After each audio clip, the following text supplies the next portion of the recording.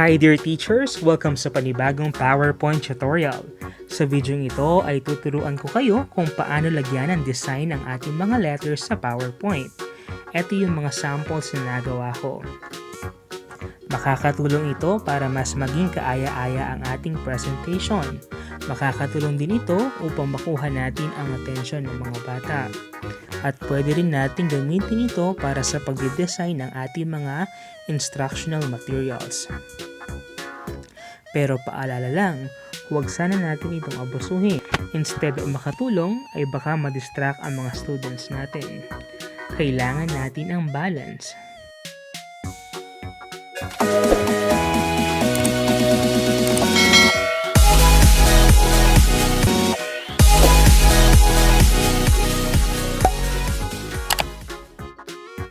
Para ma-customize natin ang mga letters, kailangan natin maglagay ng text box.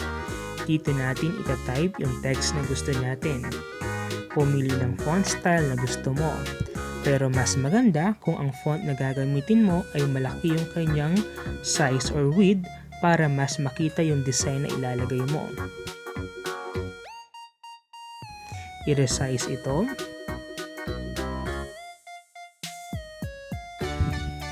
Para malagyan ng design, pumunta lamang sa Format, i-highlight ang text, i-click ang text fill.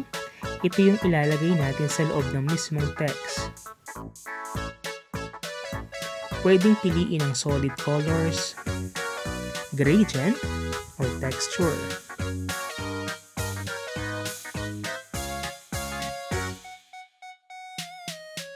Pero ang pinakamaganda dito ay yung picture para mas mukhang customize ang ating mga letters.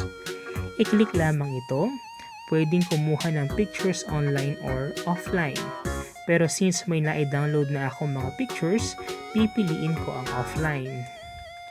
I-click ang picture na gusto mong maging design ng mga letters mo. Para mas lumitaw ang design, bigyan natin ito ng text outline.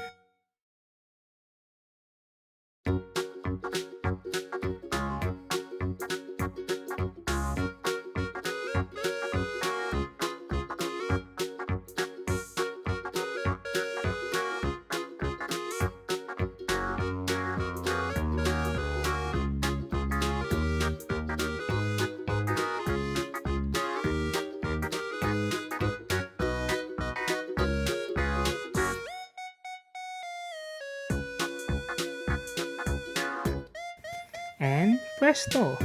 Mas creative na tignan ang mga letters and words mo. Thanks for watching! Like, share, and subscribe!